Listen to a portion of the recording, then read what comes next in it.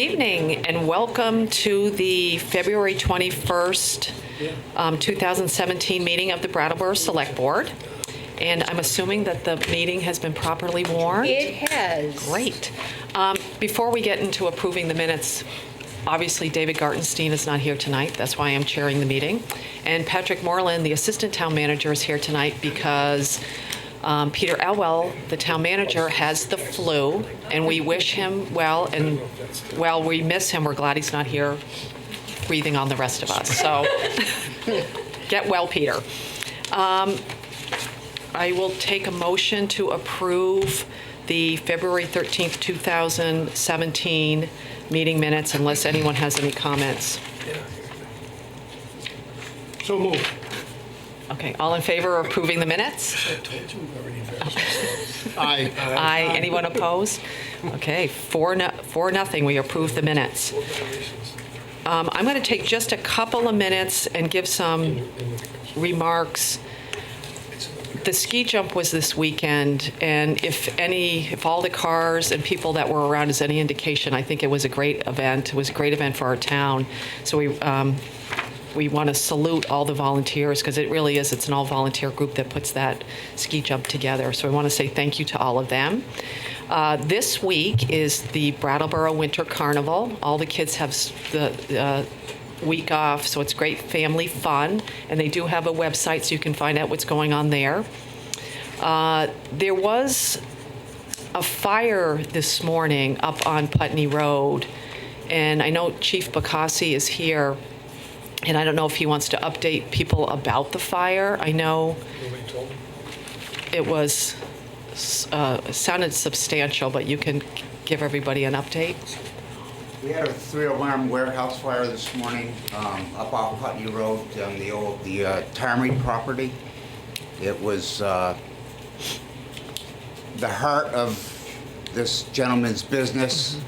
He did pallet repair, wood pallets, recycling and building, as well as industrial, what I call industrial recycling, a lot of plastics, and it was his main warehouse, and one of the employees found it when they were opening the building this morning just before 8 o'clock. The building was well involved, and we went to 3 alarms, no injuries, a lot of help from mutual aid towns, which the cooperation there was great, and though it seems funny, I consider it a victory. We did lose the building of origin, but there was an adjacent building very close by, plus a lot of other outbuildings on the property, and the fire did not extend past the building of origin. So though it's a big loss for the owner, things went well. It could have been worse. It could have been much worse. Thank you. You're welcome. Thanks for your hard work and for the work of the mutual aid. Thank you, Chief. I know Patrick is going to give us an update on the lamplighter with the Wyndham Windsor Housing Trust. So I guess I'll pass it over to you, Patrick. Sure. Thank you, Kate. So the town received preliminary notification today from the Vermont Community Development Program that our application in partnership with the Wyndham and Windsor Housing Trust for the Brattleboro Permanent Supportive Housing Project, which, as you'll recall, is up at the Lamplighter on Putney Road, has been funded. And so in the weeks and months to come, we will be coming back to the board with a formal grant award and grant agreement as we are able to, and we can help that project to move forward. Very exciting. Great. Good news. We'll move on to select board comments and committee reports. Does anyone have a comment or a committee report?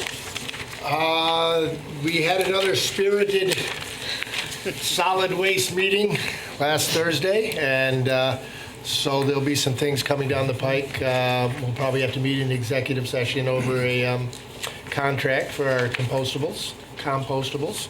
And then, as you saw in the paper, there's still talk about some towns trying to keep the MRF open, and so we'll be discussing that at future meetings there, but that's about it. Anyone else, Dick? I just wanted to follow up on your comments about Harris Hill. as I said last Monday, we have a world-class ski jumping hill right in our backyard. And one of the nice things about this weekend, it was probably the most pleasurable in terms of weather that I can remember. I think it was 2 years ago where it might have been minus 10 or 12. It was 2 years ago. It was cold. It was nasty. So the great weather, their attendance was the best they've had in many, many a year. And I want to go along with you and thank the committee. They've started working on next year's jump the day after, which was Monday. And all the volunteers, again, you know, some of these things that happen in our community, they're great events, but they don't happen without people who are non-paid personnel and come out regardless of the weather. And this was a beach day for them this year, but they've been out there when it's cold, it's snowy, and they come and do their job. It's the same, some of the same people I see year in, year out, and I can't thank them enough for volunteering for this event. And so kudos to Harris Hill, and also a record jump. And it was there on Sunday. 104? 104, and our local boy, Chris Lamb, who goes to Marlboro College, who took a tumble on Saturday. And, Saw that one. you know, when you fall going down there, there's a lot of bad things that can happen. Luckily, he was okay, but the record got broken on the first jump, and it tied the old record on the second jump. So they set a record for the most feet jumped in a combined. So it was pretty exciting for the people who were there and got to see it. So again, thank you to everybody involved. It was just a great, great weekend. Thank you. Anyone else? Now we'll go on to public participation. Does anybody have anything that they would like to talk about that's not on the agenda? No, it looks like everybody's here for an agenda reason. All right, liquor commissioners, do I hear a motion to adjourn, or not adjourn, convene as liquor commissioners? Motion has been made to convene as liquor commissioners. All those in favor? Aye. Aye. Anyone opposed? For nothing, we're going to adjourn as liquor commissioners. Now, I'm assuming, Patrick, are you going to speak to this one? I'd be happy to. We're going to do a renewal of the liquor licenses, and if everyone can remember, we don't do them one at a time anymore. We've been doing them in a block. Right, that's exactly right. So in years past, the town clerk's office would bring forward, blocks of license renewals as their paperwork was in order. And last year, the board approved a new process whereby all of the renewals are put forward at the same time, contingent upon a number of factors.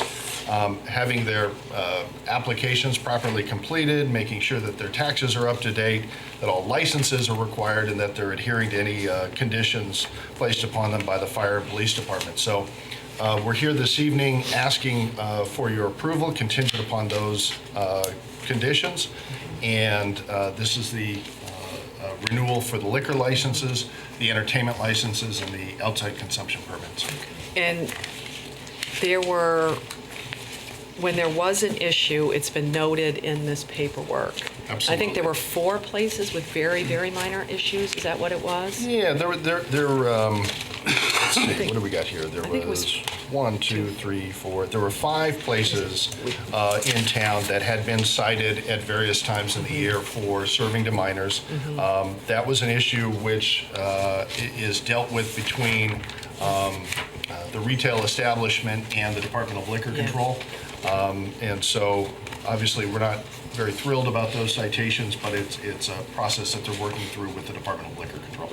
Great. And what happens here is that that we're approving them contingent upon these people filing the paperwork. That is correct. Right. Okay. Does anyone have, David? Yeah, I have a bunch of questions. Well, I have a- Yeah, David and I were talking here, and I'm not going to vote for anyone whose business license, anyone who owes us money. I just saw I'm going to that. ask that they be Yeah. pulled. I also do have a concern with, when you just talk about the Liquor Commission talking about serving of minors, I believe that we have brought those people in separately to find out what they have done to correct the issue of serving minors, additional training that the state, I think, puts them through. So I am somewhat uncomfortable with those, but definitely people who owe us money. They need to be pulled and be current with us, and if they're not, then they get to come back and do their own. Now, Just to be clear, the procedure that the board approved last year essentially assigns the responsibility for the oversight of making sure that those licenses and taxes are paid to the staff. So, I mean, we can absolutely pull them if you like, but I can assure you that those items will be followed up on an individual basis, and that the applications will not be sent forward to the Department of Liquor Control until such time as those conditions are in fact met. So that's the same thing as Dick just said, not approving it. Well- They're not going to get a license until they pay for the business. Correct. Okay. that's right. Well, I've had this, this is the leaflet from when I ran for select board the first time, so it's been pinned in here for This 4 whole years time. now. And it's the notes that I took when I did my liquor commissioner training. And it says that we, yearly review of all licenses, it's a way to end licenses if there are problems. And for sales to minors in a 7-month period or whatever, smells like a problem to me. It also says, I also wrote down that we can limit or restrict hours or otherwise restrict licenses, including saying you can't sell anybody under 30 or 50, although that would be absurd. And that, and I would say you can have your license, but if you get another one, we're going to suspend it. And I don't want to make it up, like for 30 days or make it up as we go along. I'm curious if there's a protocol or a past practice or anything this has been dealt with before, but for the serving of minors, I mean, it just, I'm not a laugh and scratch guy when it comes to that kind of stuff. Do we, I mean, unless Patrick, no, And one of them, their training certifications expired. right. I mean, what we could do, and I think we've done this, I don't know if it was last year, is that we can approve all of them except those if we want to, and then figure out, whether we want the people to come in or we want somebody to tell us something else about it and do it that way. If you'd like to have individual conversations, particularly with the businesses that have, been cited for serving to minors, we can bring them in. reach out to them and ask them. Anything we can do to discourage it is fine with me. Yep. Well, I have no problem with, one violation is, it's probably too many, but, Yeah. there's one in here with 3. So I agree that, maybe we should Yeah. at least look into, Right. And they're the ones with 2 or more, particularly and they're all for serving minors, yeah, Yeah. violations. Yep. except for the one, Well, except for the business, and taxes not current. or That's the another training. Yeah. one. Yeah. Yeah. So, invite those in. If it's just one, then, no So, need to. Do we want to am I see? understanding that you're asking for, who is it? Ramunto's Pizza and Vermont Country Deli to come and speak with the board? And Sandry, they have there were disclaimers in the documents there, so I don't know if this December 31st, 2015 expiring of training certification, but that's, I believe that's a that's year. been, Has that I been believe that's been corrected? remedied. yeah, so So- if that's remedied, then they wouldn't need to come in, but if it hasn't, then absolutely. Because without the training, it's gonna have to. Sure. Right. I mean, So Yeah, the those motion as two. it's structured, it makes each of these license applications contingent upon having that range of items in order, having their paperwork in order, their taxes current, et cetera. right, but the question is, do we want them to come here, those 4 that have liquor violations? I think that's your I think question. it's 2, if they have more than one. Okay, is that how you want to do Yeah, it? I would think Okay. so. Yeah, is that, Okay. That sounds good to me. Yeah, Yeah. because, one is, was a mistake, 2's Right, bad. right. So that's what you're asking Yeah. for, not just making it contingent upon them figuring it out, have them come in. Okay, The- we can the- reach out to them Yeah. and Tell us what they're gonna do. have them come in. So, got that, Jan? Well, we have to make the motion. Yay. We haven't made a motion yet. You got it squared away, John? I do. Does that make sense? You want a motion? To approve the renewal of liquor licenses, outside consumption permits, and entertainment licenses for the entities as presented, contingent upon the licensees providing the town with the necessary documentation. Those entities not having any outstanding debt to the town, having proper business licenses, and further contingent upon compliance with any police and fire department requirements. Should we add? We have to add in that we want, And we would also like Ramunto's Pizza and Vermont Country Deli right, to appear before the select board before. to appear before the select board Liquor commissioners. Or before the liquor commissioners, before their licenses is are renewed. renewed. Does that make sense?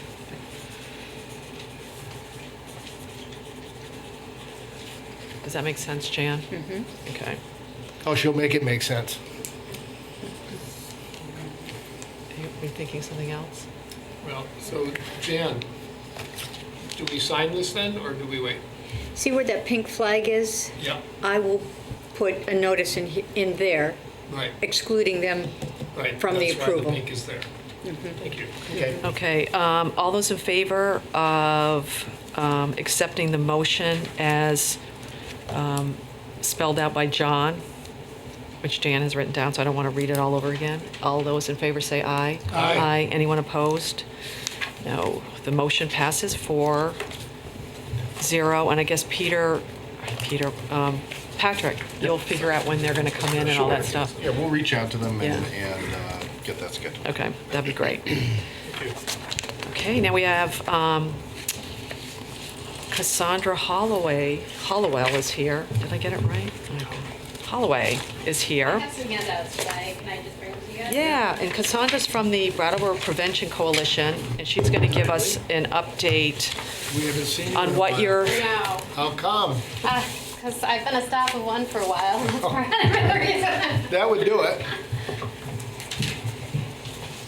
and I think you were here a year ago. Was that the last time? I think it's probably Oh, Yeah. yeah, tobacco probably. Yeah. Signage, yes. So I'm Cassandra Holloway from the Brattleboro Area Prevention Coalition. So this is very timely. I'm very excited to share this with you. So I just wanted to comment on the two people who failed. Sandries did have 4 of their staff come to the DLC training shortly after, 2 months after that failure. That's just because we provided them quarterly. And Ramunto's did reach out to me, and 7 of their staff had attended in June after the first failure, and then they trained in-house, and he checked in with me to see how he needed to record that, which he can just save that. So I just wanted to give you a heads up on both of those. And Vermont Deli had an employee come after one of their failures. So they, Wyndham Wines, I can't speak to them. They didn't attend, but they could have done it online. So you might just want to check in. So I don't know if you remember this. Some of you may. Back in 2012, we piloted a responsible retail program, and about 43 retailers participated in that program. It was funded through the Responsible Retail Forum, and it was a study to see if what they had done in cities would work in a rural area. Steve Waldo, who worked for the Department of Liquor Control and works very closely with us, he has been doing our trainings for many a year down here at the Marlboro Graduate Center for our retailers, wanted to try it here in Brattleboro. And this is around the same time that the alcohol sales policy became part of your procedures. And so a lot of great stuff was happening around that time. So 2 years later, they decided that they got enough information for their study and they pulled out. At that time, David Heiler from the Whetstone station and Anita Grant from the 2 mobile stations, neighbors, Brattleboro neighbors down on exit 1 and the mobile at exit 3, who were part of the committee, really wanted to figure out how to sustain this program, but there was just no resources at the time. Prior to this program starting, it was about 87% compliance rate with the DLC compliance checks. And then when they were doing the program, there was 100% at least for the people participating. And then after the funding, it went back to 91, but still better. So I became director a couple years ago and have been really wanting to bring this back. I applied for a underage drinking grant. That's a 4-year grant. And part of that was to bring back the responsible retail program. I pulled David and Anita back out. Fortunately for me, Steve retired right around the same time, so now he's my consultant, and we're working together on this and really being able to adapt it to our community. So I did give you who's already participating in it. A few of the people that we mentioned are already participating. Some of the people, it's just been hard to catch the managers, so it's been a lot of work on our end trying to just meet up with them. Only 3 have said no, so we're hoping to have at least 50 as part of the program, and we're going to hopefully start it. Our plan is to start at the end of March. So, so what that would involve is them getting resources such as something like the alcohol sales policy or the self-assessment tool that you also have on your website. Materials like that we'll be providing to them. We'll also do mystery shops, and what that entails is somebody between the ages of 21 and 25 going into the retailer, into the establishment, ordering an alcoholic beverage, and if they're not carded, the staff person would get a red card. They'd ask for the manager, and they'd get a red card if they did not ID, and they'd get a green card if they did ID. And we would let the store manager know. We'll share with you all how it's going as a general, like in general, like out of these many people participating, this is how many failed, this is how many passed. But that's confidential because it's really meant to support the retailer, not to be punitive. So we're really excited to be able to offer that, and we'll have quarterly reports to share with you. The other thing is now the DLC is charging $25 per staff person. So this is a challenge because really the only person that needs to get trained is the manager or the owner. So they can then go back to their employees and train them themselves. That leaves us a little concerned because, you know, not everybody's a great trainer, and it's a lot of information that they're taking in and then trying to share with their staff. So part of this program will also allow people who are participating to have their staff come to an enhancement training, which Steve Waldo, who was the trainer, is going to provide. So he's going to really concentrate it down to what the staff actually needs to know, a lot about how to ID, how to make sure their ID is real, how to deal with somebody when they're intoxicated, best practices for them. And then we'll also provide biannual meetups for owners and managers just to talk about the challenges that they have, along with Steve Waldo. So, so that's the other thing we'll be providing. And we'll be promoting the program, again, who's participating in general, but the information, the only person who will know about it is me. If the retailer wants me to come and speak on their behalf in situations like this, I can. But right now, I really will share with you is who's participating and how we're doing how we're doing as far as compliance with the mystery shoppers. I don't know if you have any questions, but I'm very excited. David. Actually, it's not about this, but since we got you here, Yeah. what other kinds of things does the Prevention Coalition do other than help businesses stay within the law? What are some of the other activities that... Oh, goodness, we do so much. Well, you know about the tobacco work and all the signage that you see out there with the smoke-free zones, that's us.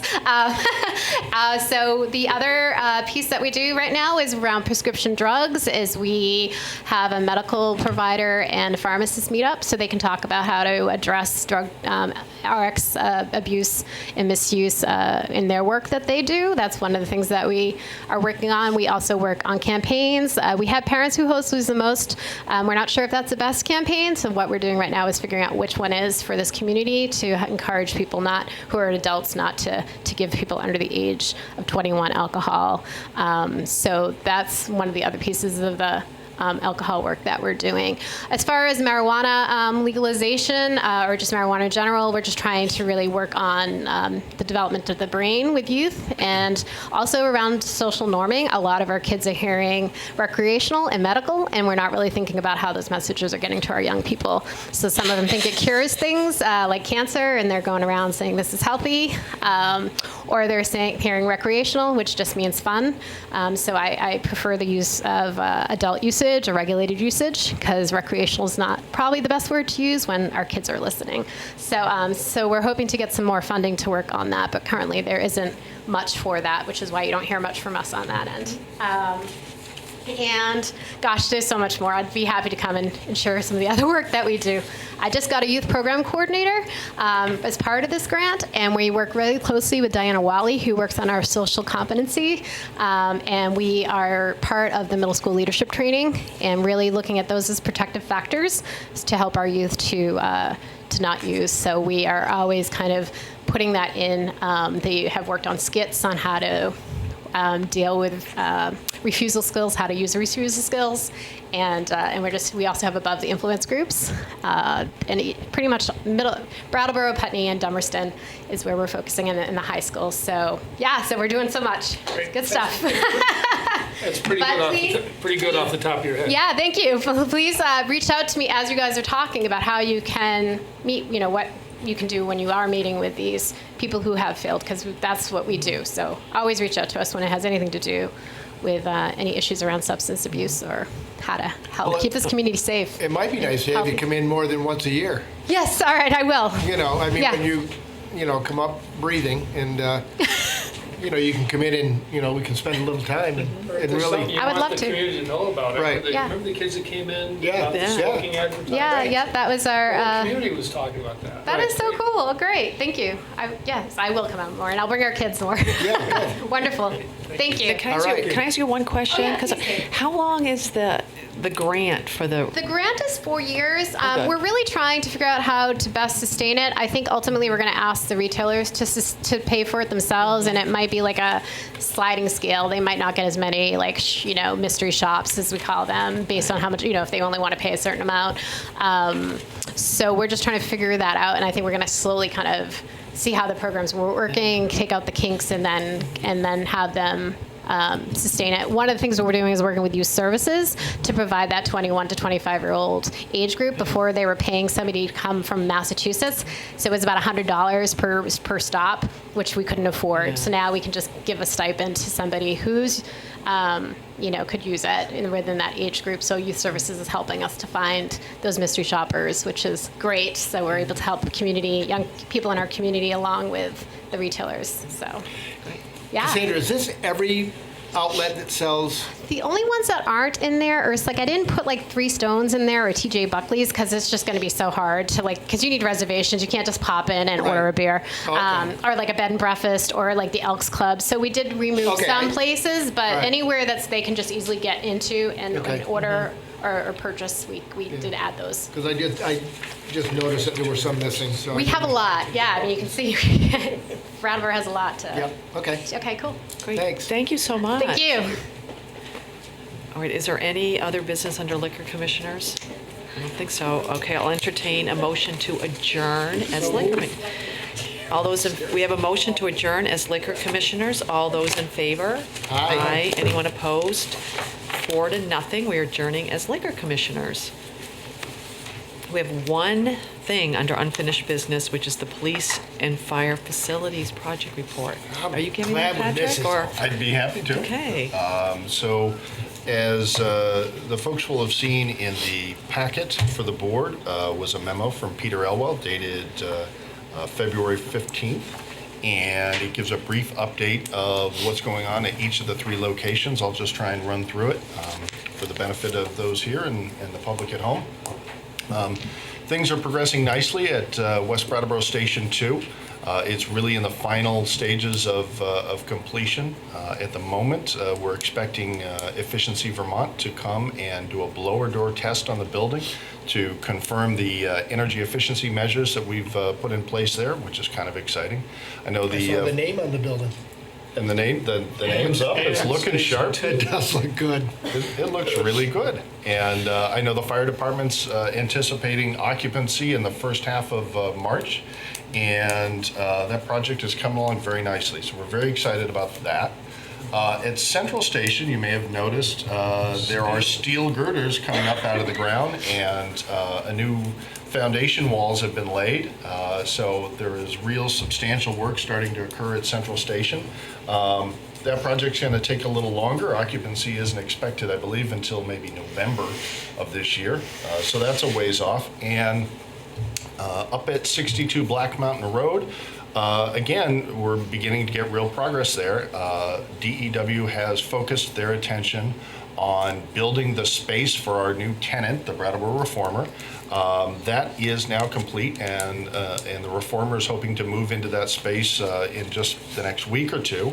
And then they're going to turn their attention to the rest of the building and constructing our new police department. So that's pretty exciting. It's also a long ways off in terms of project completion. That is also not expected until November. Also mentioned in the memo from Peter were just a couple of expenses. As he mentioned, he would bring back to the board from time to time as they are approved. And since the last time he was here, there's an electric account for Station 2 and then a couple of additions of soil testing at Central. In total, those bills total $3,100, a little more. So are there any questions? It's looking good. It's looking really good. I have one question. Does Efficiency Vermont do that as a free service, or do we? Not that it makes a difference. I'm just Well, that's wondering. a Do we know? really good question. I think it is. It might be. My gut is that they do. Yeah. Everything they do is. I think so it is, too, yeah. but I didn't know if they. They get paid for otherwise. I know Yeah. it was one of the things that the committee felt really strongly Right. about. Oh, I think is it's if we were great. going to do certain things to the building, we wanted to be able to guarantee the performance of Right. that. Yep. And Efficiency Vermont was right there to be able to say, we can help you with that. We can show you the value of the investment that you're making. So. Okay, good. Does anyone on the board have any questions? Does anyone in the public have any questions or comments? Great. Thank you very much, Patrick. Thank you. Now we're going to go on to new business. And we have Strolling of the Heifers weekend. And I don't know, Orly, if you folks would like to come at the Oh, I table. thought it was coming up next weekend. I know. It just, yeah. I guess tonight we're here to approve the sidewalk and street blocking permit, the parade permit for the Saturday parade, and then the parade or open air permit for the Tour de Heifer bike race. So do you folks want to tell us what, it's a free commercial, so you have this opportunity to tell us what you're looking for. Well, first of all, I'd like to introduce Ann Latches, who we're very blessed to have as our general manager. And Ann, why don't you tell them about Strolling of the Heifers this year, since you've this been year. working so hard on I it? joined in August. It's a pleasure to be working downtown. I've been holed up in my home office for 30 years and joined the real world, I guess. Coming out of the world you were talking about before, I was in the beer business, so a lot of your discussions were my old line of work. But so it's great to be with the Strolling of the Heifers. I'm getting my hands deep into every aspect. I thought you were going to say hooves. Yeah. I'm getting my hooves. I just thought you were gonna say that, Okay, that's enough all. with the heifer jokes. No, we're there's a lot going on, and it's so multi-layered, and I'm just really grasping the magnitude of what this weekend really entails, with so many different events, recruiting vendors and sponsors, and lining everybody up and getting forms completed, and anticipating, what's the turnout going to be, blah, blah, blah. It goes on, and it's endless, and there's long hours, and I'm loving it. So it's really great to be working for an organization that is so much more than a parade. And I gotta tell, I don't know if Orly knows this, I've never been much of a parade fan in the past, but I'm really excited now. But really, it's what the organization does in the community with economic development and really supporting farms. That's where my real passion is, and what really made me want to work with the organization. And to see that the parade is necessary, and it's such a great community event, and it brings people to the town. All of that works together to me to make a really nice package year-round, not just for the weekend in June. So the Strolling of the Heifers is happening this year. It kicks off with the Slow Living Summit, which is June 1st and 2nd, which is Thursday and Friday. And this year's summit is Entrepreneur to Table. This is to go very well with our Wyndham Grows, which is a program that we do year-round. And very soon you'll be hearing a lot about it. We're having a huge kickoff. So that's to come. And Wyndham Grows scales up small businesses that support farms. Jim Verzino is the director of the program, and we have Corin Cross from Burlington who comes down and works with the group. There's quite a few businesses involved with it, and they can't have enough of it. We have been very successful with them in the past 5.5 months. Quite a few of them already have surpassed our numbers in providing jobs for other people, which is amazing to us because of the wraparound services that we've provided them. We are extending our farm-to-table apprenticeship program into a year program. There's going to be 3 different classes. Each class is 3 months. We're very excited about that. But getting back to the fun part, which is the strolling of the heifers, which is our fundraiser for the whole year for the good work that we do at the River Garden and other programs. The Parade and Festival is June 2nd, 3rd, and 4th. And we've got a lot of new surprises for everyone. And we have a pie competition that's going to be rolled out very soon. If you're interested, you can go to our website and look for it in the search button. With lots of prizes from King Arthur and so forth.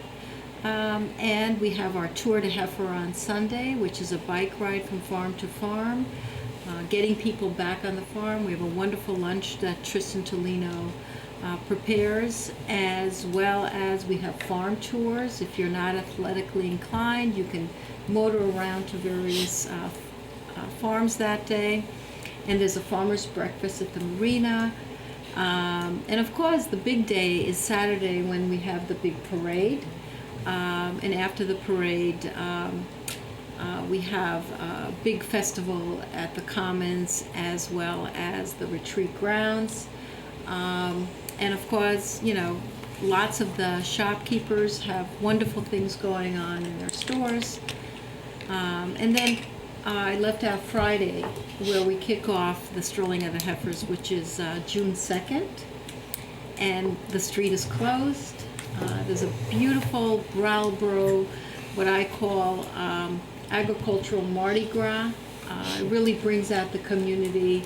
I think people have been cooped up for a long time, and it's the first time that we can get out and really say, yes, it's summertime. And what a wonderful way to say that by celebrating sustainable agriculture and our local farmers. So again, Slow Living Summit is June 1st and 2nd. Strolling of the Heifers is June 2nd, 3rd, and 4th. More information on www.strollingoftheheifers.com. Great, thank you. Now, Patrick, I'm assuming that all the department heads and anyone from the town who needs to be involved has looked this all over. Absolutely. We've circulated the permit applications to all the relevant public safety departments, police, fire, and public works, and we recommend approval. All right, anyone on the board have any comments? Dick? I have a couple questions. Wouldn't be right if I didn't ask you any questions. I noticed that the time of the permit for Friday evening is 5:30. What time does that mean that the meters will be bagged on Main Street? Because that's always a serious bone of contention. And so if you can give me a little... Sure. In order to ensure that we don't have folks trapped there or having paid for time that they're not able to utilize, we would plan to bag the meters at 3:30. They're 2-hour meters. I believe that is... I think that we need to do a better job in terms of there are 12 meters maybe that are affected down there because they're all double meters in the space where it does get blocked off. And I believe that blocking those meters off, bagging them at 2:30, does a disservice to the merchants. And if we can't find a tag to say that your car needs to be removed here by 4:30, then we're not doing our job, because we need to do a better job in the relationship with the stroll and the merchants downtown. I'm always hopeful that there'll be a good partnership between the organization and the merchants. It's one of my questions, what partnerships do you have with the merchants? But the bagging of the meters really has a negative impact on the stores, and bagging them at 3:30 is really way, way too early, and we should have the ability to say, put something on the meter that says your car needs to be removed by 4:30, so these people can start. And what time do we allow the vendors to come in, which is my next question. We're not allowing them to come in until a certain time, I believe. They're not able to be there until the area is blocked. Until it's blocked. Yeah. And what time The is that? vendors are setting up before 5:30. Yes. The vendors, Not in the street. oh, sure they are. Well, I mean, The street isn't blocked off, but the vendors they're assigned spots by the stroll, and they're coming in. And my bone of contention is the meters are bagged too early. And so for us to put something on the meter that says your car needs to be removed out of this spot by 4:30 is something I think we can accomplish. I don't think it's a huge expense to us to be able to put something on the meters. Sure. You know, it's kind of like if there was free parking on Monday, we never notify the public when there's free parking. And so there's a lot of people that come to town and put monies in the meters. That really drives me crazier than this issue does. Yeah. Because we don't notify people. We do locally, but it's not a local issue. This is a transient issue. But this is the issue right now.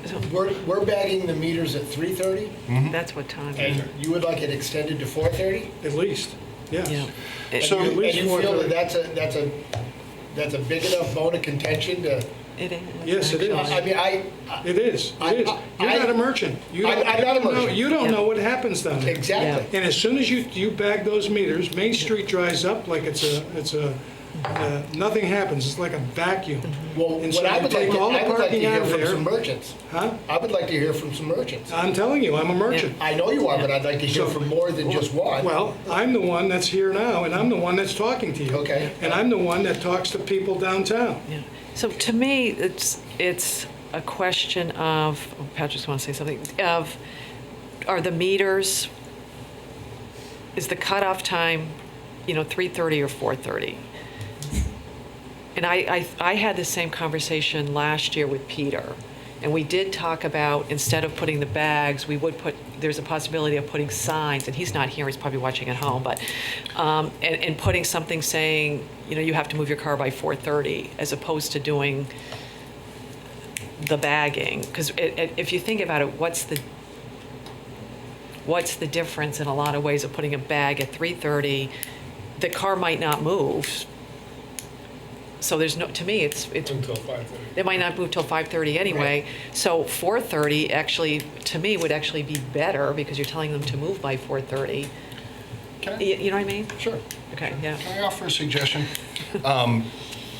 Nowhere any of these three permits does it specifically speak to the hour at which the parking meters will be bagged. Right. I know we tried to condense that amount of time last year, and while I don't have the specifics in front of me, I know that I got some feedback from some of the department heads that didn't work out so well.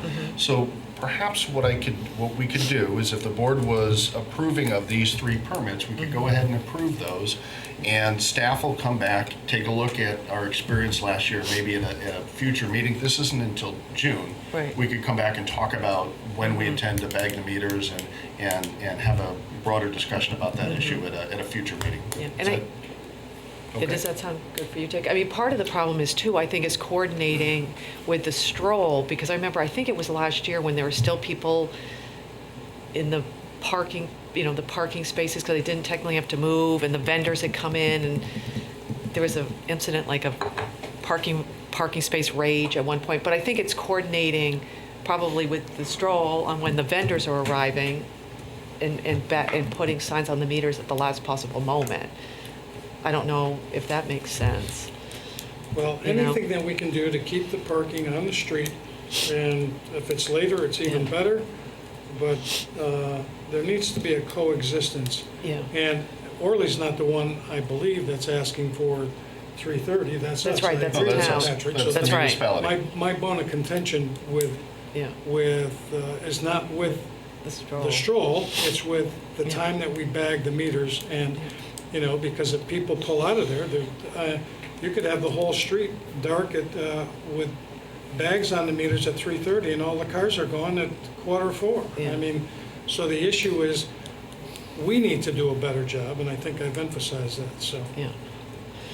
Yeah, and we can talk about that, because putting a sign on the meter saying you need to move by 4:30 keeps that space usable until 4:30. If you put a bag on 3:30, they see it, and they're not going to pull into that space.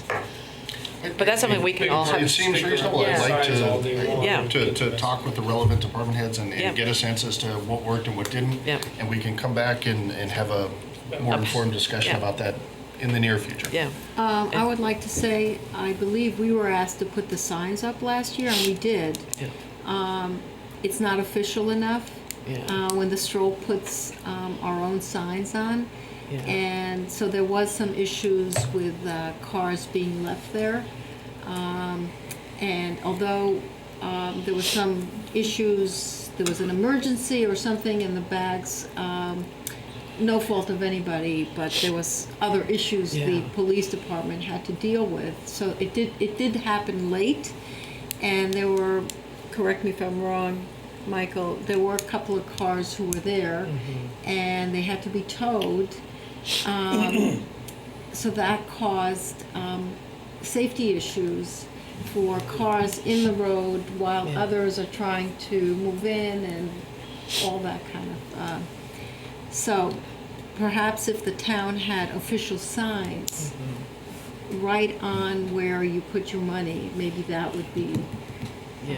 a better sign. We're happy to help put them out, Yeah. but we need an official town sign. A It looks, smiley it cow looks doesn't scary. help. It looks scarier with the town seal on it. Smiley cow doesn't cut it, right? Okay. Okay. So we have no problem with, though, with the permits. I don't hear anybody having any problem issuing the permits. I didn't know if Nick Yeah. had another question or. No, I'll ask Orly off the camera when I bump into her again. Uh-oh. That way, when the veins come out of my neck, people at home won't get scared. I move to approve a street and sidewalks blocking permit for Main Street between Elliott and High Streets on Friday, June 2nd, from 5:30 PM to 9 PM for the strolling of the Heifers Street Festival. And do you want me to read the whole? Yeah, why don't you read them all Okay. at the same time? And to approve a parade open-air permit and street blocking permit on Main Street between Flat Street and Brattleboro Retreat on Saturday, June 3rd, for the parade taking place from 9:45 to 11:45 a.m., and to approve a parade open-air permit for the Tour de Heifer Bicycle Tour and Trail Hike on Sunday, June 4th, starting at 8 a.m. to approximately 4 p.m., beginning and ending at Lilac Ridge Farm on Ames Hill Road. Great. We have a motion to approve a street blocking permit for Main Street on June 2nd, and an open-air street blocking permit for Main Street on June 3rd, and an open-air and parade permit for the Tour de Heifer Bicycle Tour on June 4th. Does anyone have any last comments? Does anyone in the public? Okay, all those in favor of the motion? Aye. Anyone opposed? 4-0. Thank you. You have your permits. Thank you. And I'm sure we'll be back in touch about the other thing. Okay. Well, But you're all set. just quickly, while we're on this, you know, if there are merchants that are downtown that would like to come to to speak to us if they are having problems with whatever's going on that weekend. I would love to hear from them. I mean, it's just only fair to, if somebody has a problem, I would like to hear their concerns. And so would I. Yes. So I think it would behoove them if, maybe get a group of them together if they want to and come in and speak with us. Huh? Behoof them. Behoove them. Huff. Behuff them. So, well, that was her. I truly would like to hear if there's any concerns. So, I'm making that an open statement to anybody that's downtown that would love to come in. That's it. Okay. Thank you, folks, so much. Thank you so much. June 2nd, 3rd, and 4th. Yes. Thank you. Thank you. Okay, next up is the grand list certification of no appeal or suit pending. And I think we have Russell Rice, our town assessor.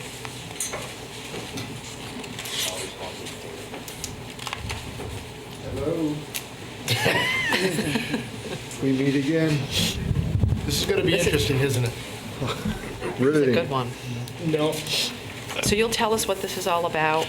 By state statute, on the first Tuesday in February each year, each town has to certify that its grand list has no outstanding appeals or lawsuits against it. So you have a certificate there that I have signed. Now you have to sign it, and the town clerk will sign it, and we'll send it to the state. And that's it? No motions, just sign away? Well, you can have a motion if you want. There is a motion. There is. To approve the certificate, no appeal or a suit pending as presented. All right, does anyone on the board have any questions for Russell? We're so glad you stayed till 5 after 7. Anyone in the public? Okay, we have a motion to approve the certificate of no appeal or suit pending. All those in favor of the motion? Aye. Anyone opposed? Motion carries. That was easy, Russell. Thank you. This is Thank for you. this is for last year. 2016. 16. Thank you. That was the easiest thing of the night.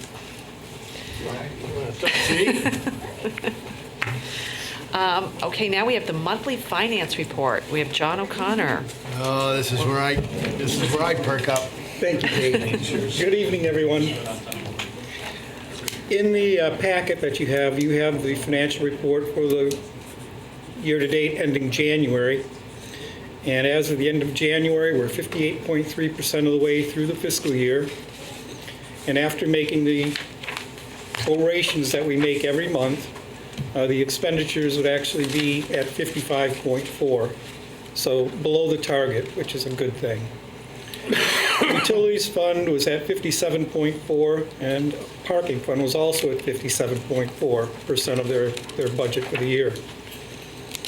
And again, making prorations for the utility fund for sludge removal and interest expense would bring their annual budget down to 53.6%.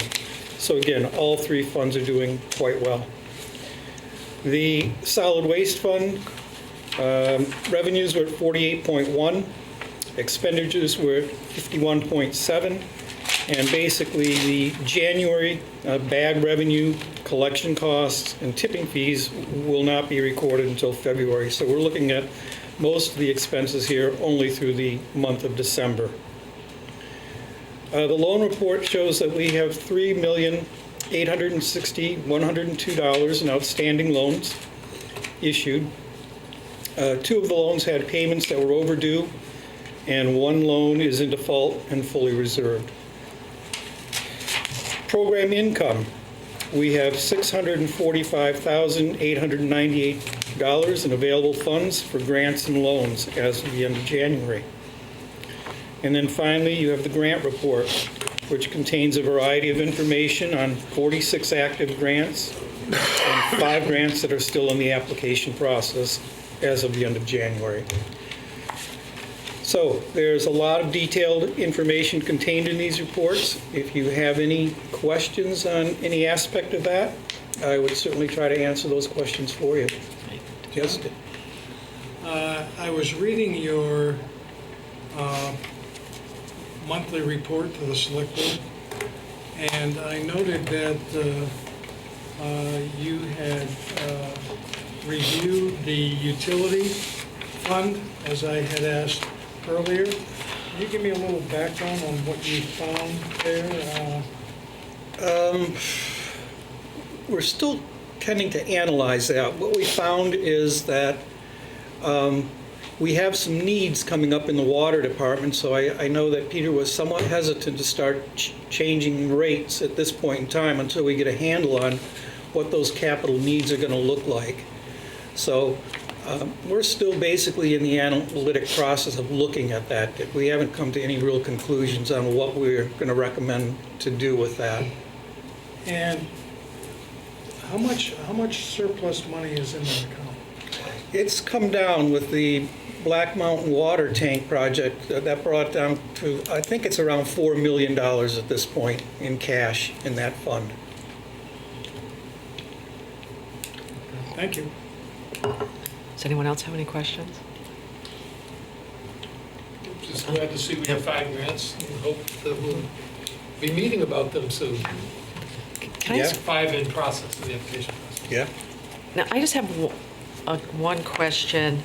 The loan report, it says, there are 2 loans had payments that were overdue. Have they paid, or were they overdue and they haven't paid? They got behind. Okay. And they are paying. Okay. They're just behind and we're not getting ahead very quickly. Okay. So you don't see any problem with that or anything? Okay. They're pretty small amounts to Well, I begin just with. was looking and and Carbon Harvest is the one we've just forgotten about. Yeah. Yeah. They're gone. We don't even talk about it anymore. No, they're not harvesting anything. Okay. That's great. Does anyone in the public have any questions about the monthly finance report? Take it out. No? All right, thank you, John. Okay. Very helpful. You're welcome.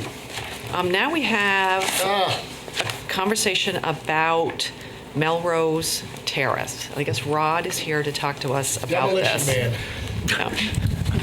Yeah.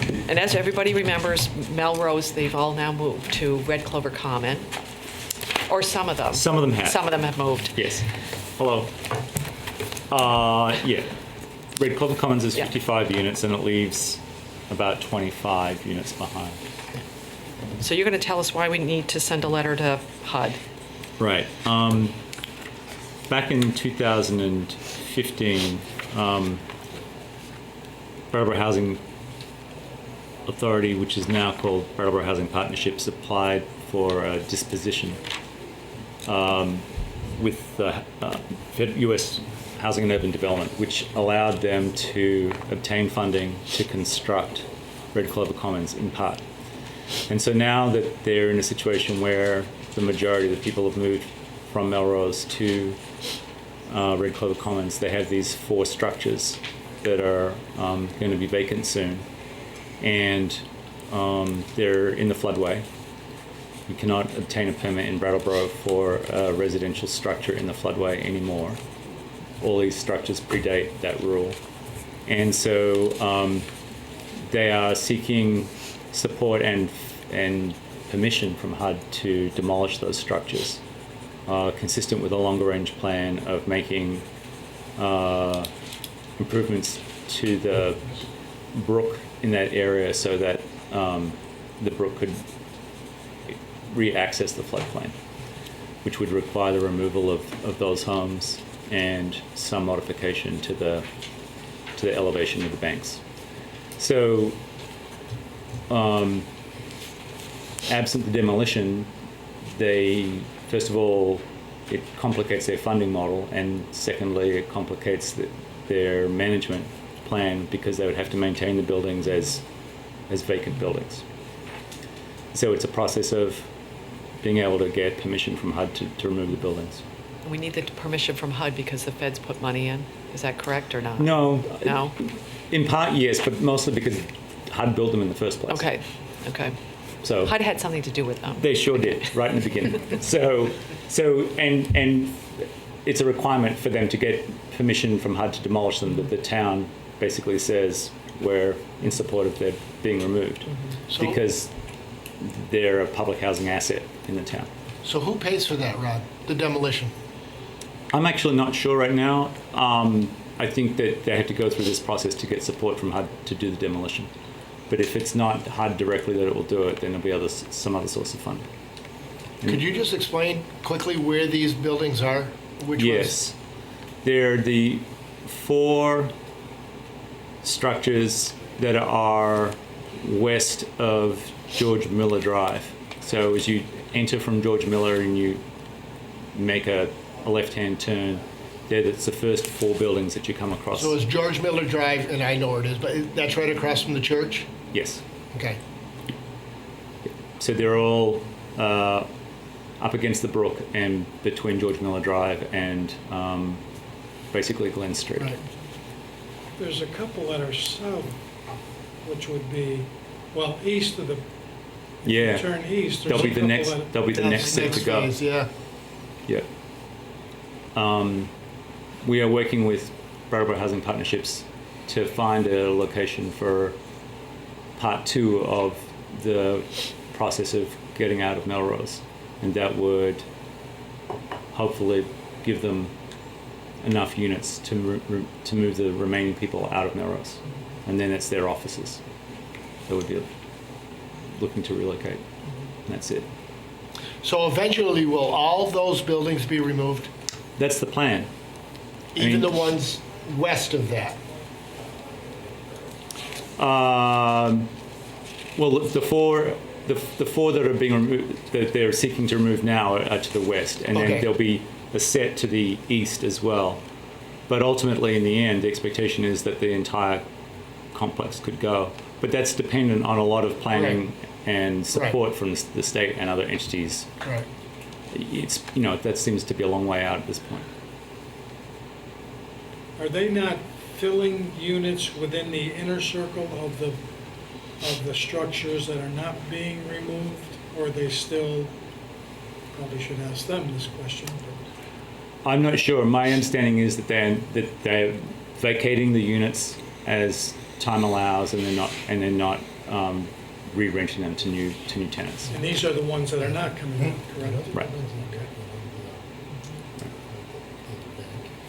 So in a lot of ways, this is just a perfunctory thing, like is HUD? It's tying up a few loose ends. Yeah. There was a letter that I'd prepared for the select board back in 2015 that David signed that basically mentioned that that the town wasn't aware at that point of what Brattleboro Housing Partnerships plans were for Melrose, but that once that became clear, the town would be happy to support Brattleboro Housing Partnerships' next step. And demolition was identified as a possible outcome in that letter as well. So it's consistent with what we expected, and it's just another step in the process. Mm-hmm. Okay. All right, does anyone on the board have any questions? More questions?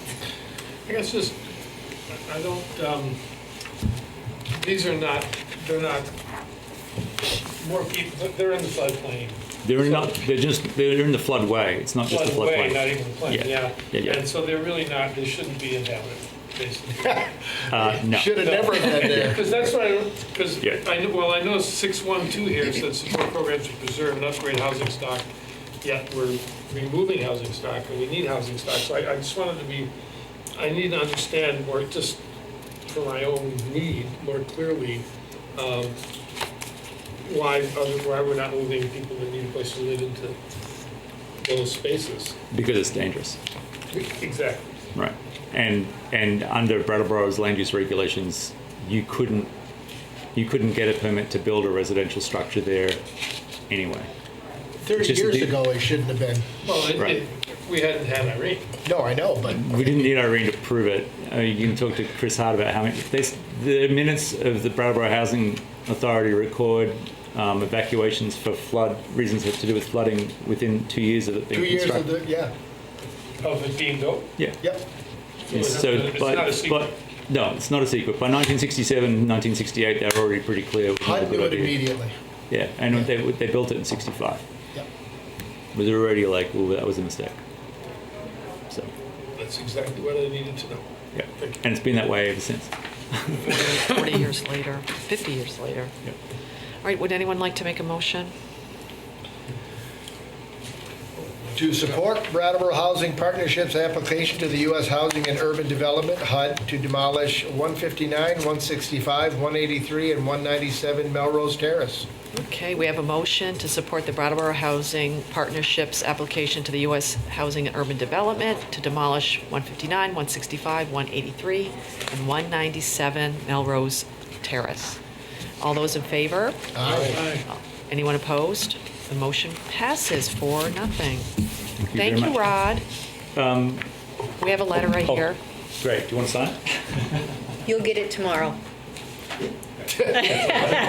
Whatever Jan In other words, says. go home. Do what Jan says. Whatever. You'll get it tomorrow. I have signed it, but I'm scared to give it to you now, Rod. That's right. It will get copied and put into the packet.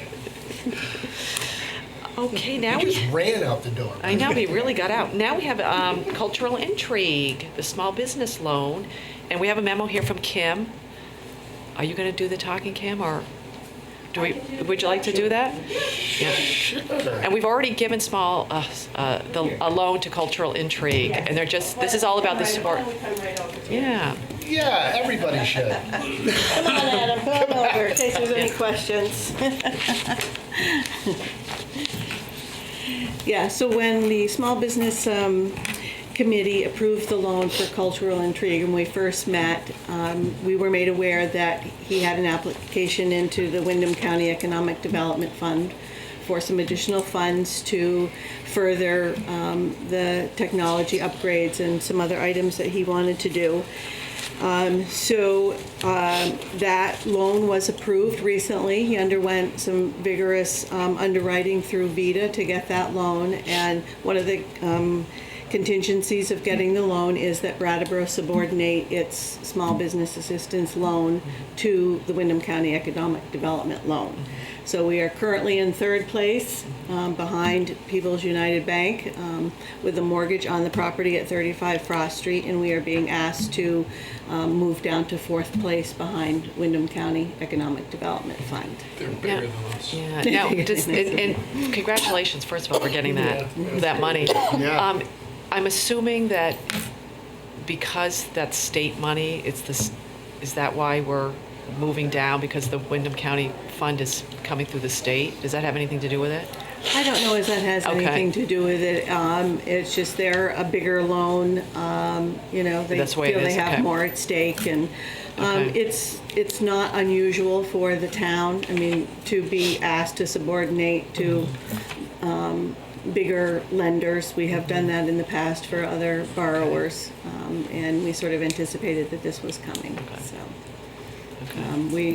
The committee met and, went over and really kind of felt that, the difference between third and fourth position is probably pretty irrelevant, and, strongly support the business here and would like to be able to see, the future improvements and growth that he wants to do. So recommended approving the subordination agreement.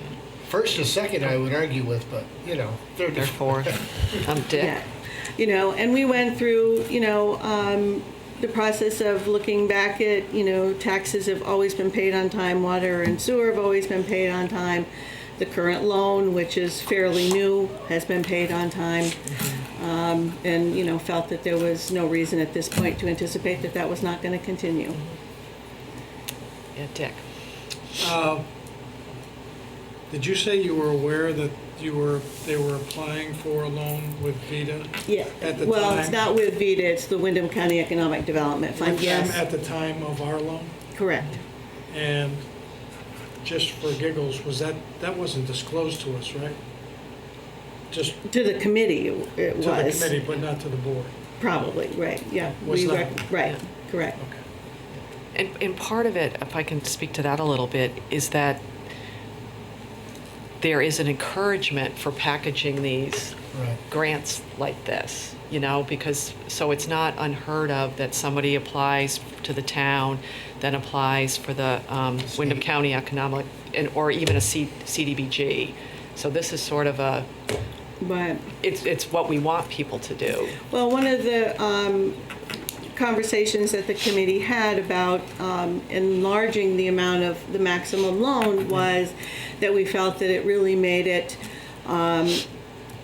easier for businesses to leverage these other funds that were coming down the line, because we were putting in, you know, a bigger piece of the pie. The town was, you know, committing to these local businesses in such a way that I think enhanced the applications for these other funds. Yeah, and we're used to seeing that when people come in with housing projects, you know, when they apply for the community development block grants through housing, that they'll have, you know, VITA, all these other things. Right, there's usually a major bank, then there's VITA, Yeah. Vermont Housing Conservation Board, there's 4 or 5.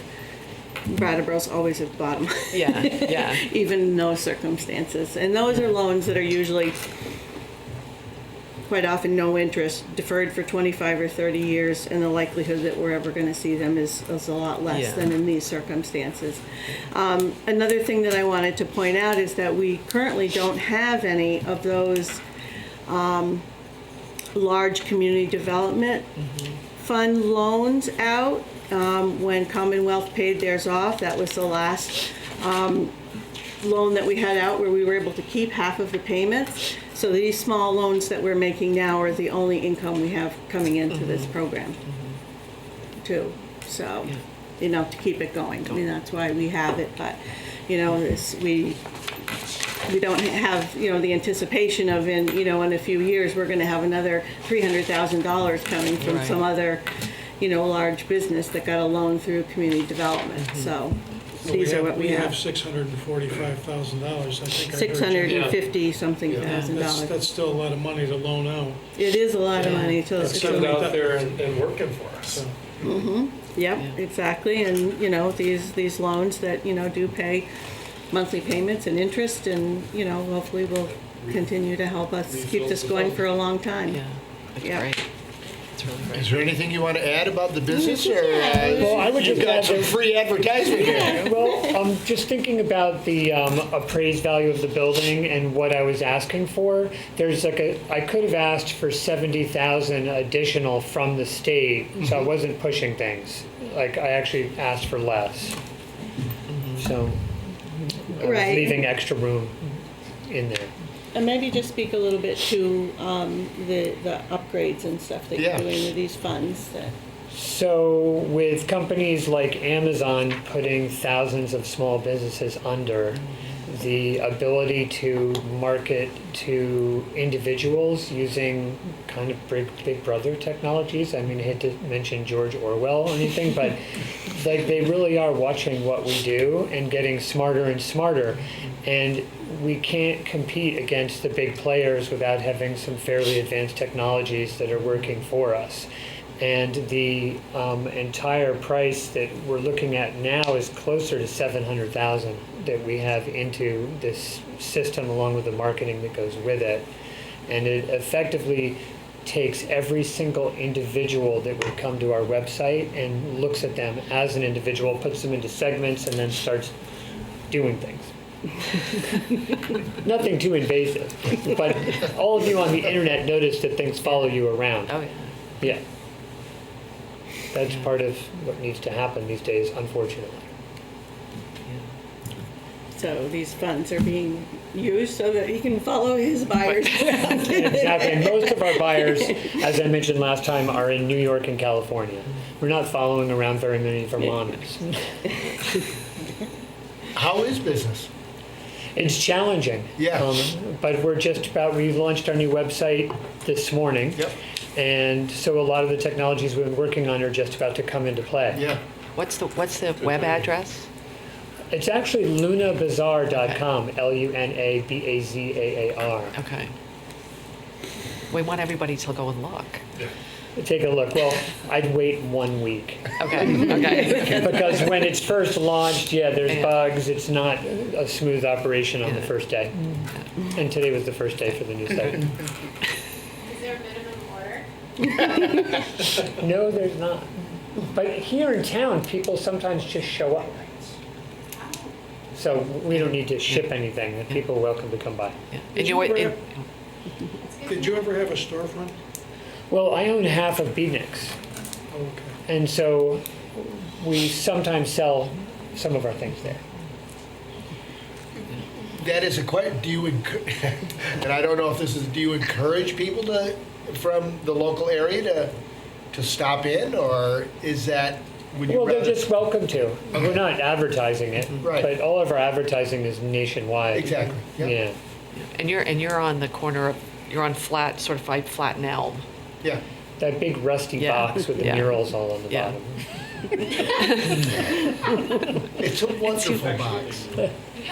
It is a wonderful It box, is. and It it'll is. probably outlive all of us Yeah. because we Right. put so much money into making it a really Yeah. quality structure. Yeah. Yeah. Oh. Good. It's a unique building. Does anyone else have any questions? I've got nothing. Anyone in the public? I'm just All right. gonna make a pleasant business. Yeah. Does somebody want to make a I motion? move that we authorize Town Manager Elwell to execute a subordination agreement with the Wyndham County Economic Development Fund for 35 Frost Street.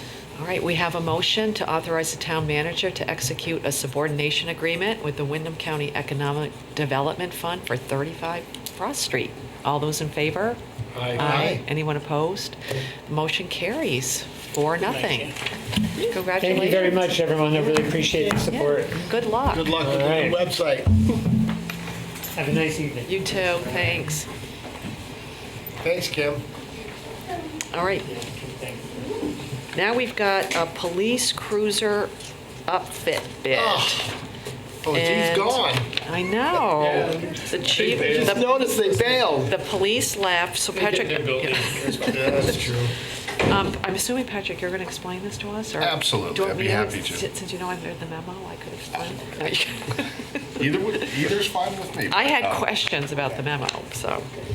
So here the board is asked to approve a bid in the amount of $36,675.35 to Adamson Industries of Haverhill, Massachusetts to properly fit up 2 police cruisers. As the board will likely recall, the police cruisers were purchased just this last December. And this is to do the final work of installing all the radios and lights and bells and whistles that go into making a proper police cruiser. Funding for both the vehicles and the upfit will come from the fiscal 17 capital appropriation and a small portion of a grant from the Governor's Highway Safety Program. And I would entertain any questions or Right, and that if you grant, want to elaborate. I can elaborate on my nitpicky thing. So the Governor's Highway Safety Program is $3,035.35. We're using out of that. I believe that's Okay, correct. Yeah. okay. Does anyone have any questions? So these are 2 cruisers that were purchased last year, and now we're going and upfitting them. Yep. Lights and sirens and all Yeah, that stuff. Yeah. Does anyone have any questions about that? I move to approve, award a bid in the amount of $36,675.35 to Adamson Industries for the upfit of 2 police cruisers. All right, we have a motion to approve a bid to Adamson Industries to upfit 2 police cruisers. All those in favor? Aye. Aye. Anyone opposed? Drives me Motion crazy with the 35 carries. cents. Yeah, motion carries 4-0, yeah. Not good grammar there in this motion. I think the word approved needs to go out. Yeah, I saw that. Or to award or approve as well. Anyway, okay, Patrick, I'm assuming you know about the server purchase Sure. for our IT improvement plan. Yeah, just a little over a month ago, the board approved a IT improvement plan to enhance the capabilities of the town in terms of managing, processing, and protecting our data. And at that time, we indicated that we would return to the board for any purchases in excess of $10,000. There's a quote included in the board packet from CCI Managed Services, the vendor that we've been working with. And the quote is for $14,024 for 2 servers. And what I can assure the board is that each component piece of the servers was individually competitively priced among 3 different wholesale vendors. And so the quote that sits before you is both individually on a line item basis, the lowest possible cost to the town, and that therefore collectively as a whole, the lowest possible cost to the town. Does anyone have any questions? Can I ask you, are these are these the only two servers? I mean, we all talked about there were all these servers all over the place. Yep. Now they're going to be two. No. Or are there just going to be two? Yeah, This is it? there's going to be Okay. two, and something that's sort of similar to a server, which is just a place where these two servers back up to. Mm-hmm. But we are going to be dramatically reducing the number of servers that the town maintains, which is one of the really nice things about the plan that CCI has helped put together with us, is that rather than replacing each of the 6 or 7 or 8 of the aging servers that we have, we're going to be relying upon these two servers, which will actually replicate each other. They'll function in essence as one server, and each of the town departments will have access to it. Well, I move to approve the purchase of 2 servers as part of the IT improvement plan in the amount of $14,024 from CCI Managed Services. Okay, we have a motion to purchase 2 servers. All those in favor? Aye. Aye. Anyone opposed? Carries 4-0. We have 2 new servers. Does anyone have any other business before we adjourn for the evening? Hey, Peter, how'd we do? I know he's watching. Okay, would anyone like to make a motion to adjourn? So moved. All those in favor of adjourning? Aye. Aye. Anyone opposed? We will adjourn. And thanks for everybody. Thanks to our ASL interpreters, to our member of the press, to our members of the public, to everybody watching. Our member. Cassandra, did you just stick around because It's so exciting. it's so exciting? I